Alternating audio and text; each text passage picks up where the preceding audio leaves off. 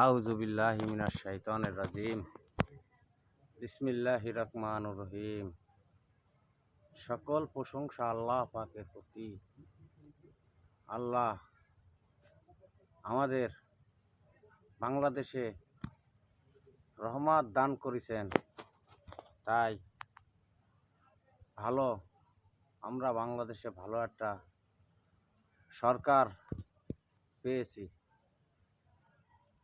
বাংলাদেশের মানুষ ছেড়ে কখনো তার মা এত কষ্ট দুঃখ করেছে, কখনো তার বাংলাদেশি মূর্তি ভূমি থেকে বাংলাদেশ থেকে সে যায় নাই। সে সোনার বাংলারে এত প্রিয় ভালোবাসেন। আল্লাহ তার প্রতি জান্নাতবাসী করুক। আমরা তারে আল্লাহর কাছে প্রার্থনা করি, আল্লাহ তাহাকে জানি জান্নাতবাসী করে। আলহামদুলিল্লাহ। তবে বাংলাদেশের মানুষ সবাই সচেতন হয়ে যান।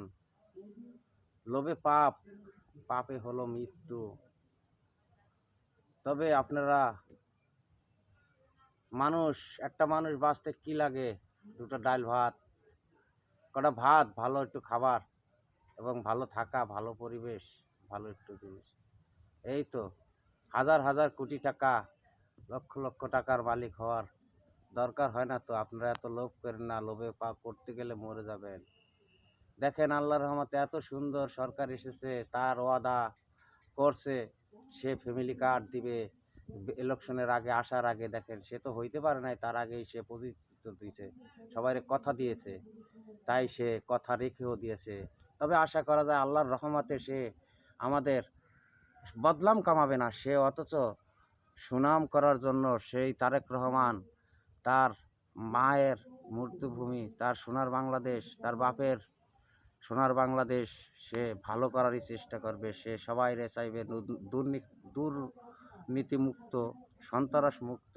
আমি মূর্খ মানুষ থাকি, আমার একটা খুব কলোনি কইলেই চলে।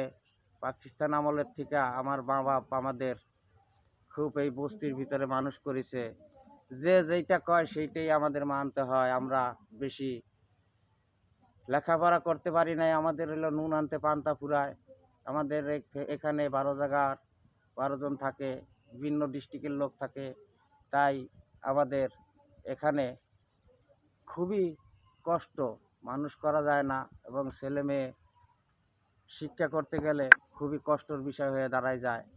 পাট শ্রমিকের এলাকায় পাট শ্রমিক নিয়ে আমরা বসত করতাম। সেই পাট শ্রমিতে এবং আমলিক সরকার থাকাকালীন সেই পাট কলগুলো বন্ধ হয়ে গেছে, নষ্ট হয়ে গেছে। আমাদের খুব কষ্ট। এক পাট শ্রমিক দিয়ে আমরা দোকানদার, গাড়িওয়ালা, ড্রাইভার সব কিছু বাঁচতাম, সেই জিনিসটাও আমাদের বন্ধ। তাই আমাদের এখানে ভালো, আশা করি সুন্দর, সবাই সুপরিচিত আজিজুর ভাই, হেলাল ভাই সে ভালো লোক।